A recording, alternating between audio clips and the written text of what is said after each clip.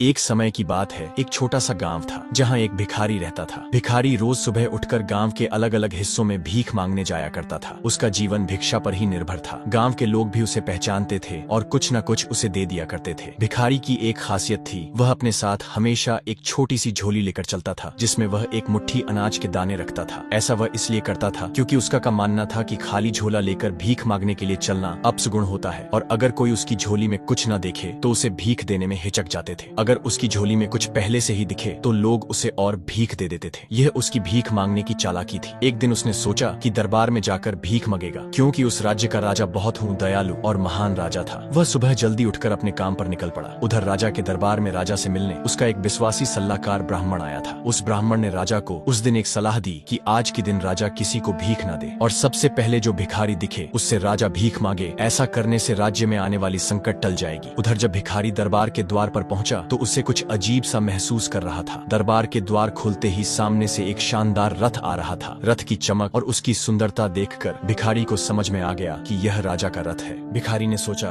वाह, आज तो किस्मत खुल गई। अगर राजा की नजर मुझ पर पड़ गई और उसने कुछ दे दिया तो मेरी जिंदगी ही बदल जाएगी। वह जल्दी से मुख्य द्वार से हटकर सड़क के किनारे खड़ा हो गया और राजा के रथ के पास से गुजरने का इंतजार करने लगा। जैसे ही रथ उसके पास पहुंचा, कुछ अजीब हुआ। रथ उसके पास आकर रुक गया। भिखारी हैरान रह गया। उसकी आंखें चौड़ी हो गई जब उसने देखा कि राजा खुद रथ से उतरा और उसकी ओर बढ़ने लगा। अब उसकी कल्पनाएं और तेज हो गई। उसने सोचा, अरे, आज तो मैं राजा से कुछ मांगने जा रहा हूँ। शायद वह मुझे ढेर सारा सोना चांदी या कोई बड़ी चीज दे देगा। लेकिन तभी एक और चमत्कार हुआ। राजा ने अपनी दोनों हाथ भिखारी के सामने फैला दी।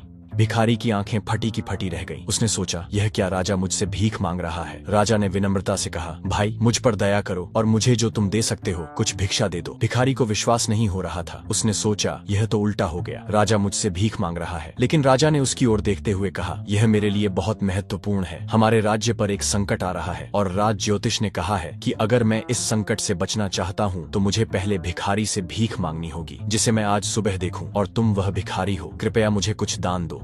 अब भिखारी असमंजस में था। वह सोचने लगा, क्या मैं राजा को कुछ दे दूं? लेकिन मैं खुद तो एक भिखारी हूँ। मेरे पास तो खुद ही कुछ खास नहीं है। अगर मैंने राजा को कुछ दे दिया तो मेरे पास बचेगा क्या? जो भिखारी ने कभी किसी को दान नहीं किया था, सिर्फ दान लिया था, आज अचानक राजा को उससे भीख मांग देख काफी सोच विचार करने के बाद उसने अपनी झोली से एक छोटा सा अनाज का दाना निकाला और राजा की हाथ में डाल दिया। राजा ने मुस्कुरा हुए सिर झुकाया और अपनी रथ की ओर चला गया। भिखारी ने देखा कि राजा तो बिना कुछ बोले चला गया, लेकिन उसके मन में खट्टापन था। वह सोचने लगा, क्या मैंने सही किया? राजा खुद भी तो इतना अमीर है, वह मुझे कुछ मूल्यवान दे सकता था। और मन ही मन राजा को बुरा भला कहने लगा। आज दिन भर भिखारी को अन्य दिन के मुकाबले बहुत भिक्षा मिली। उसकी झोली में अनाज, पैसे और कपड़े भर गए, लेकिन उसके मन में एक अजीब सी बेचैनी थी। उसे राजा से मिलने का मौका मिला था और उसने उस मौके को व्यर्थ जाने दिया। शाम को जब वह घर पहुंचा, उसकी पत्नी ने उसकी ओर देखा और बोली, आज तो तुम्हारा नाम पूरे गांव में फैल गया है। लोग कह रहे हैं कि राजा ने तुमसे भीख मांगी। वाह, तुम कितने महान हो।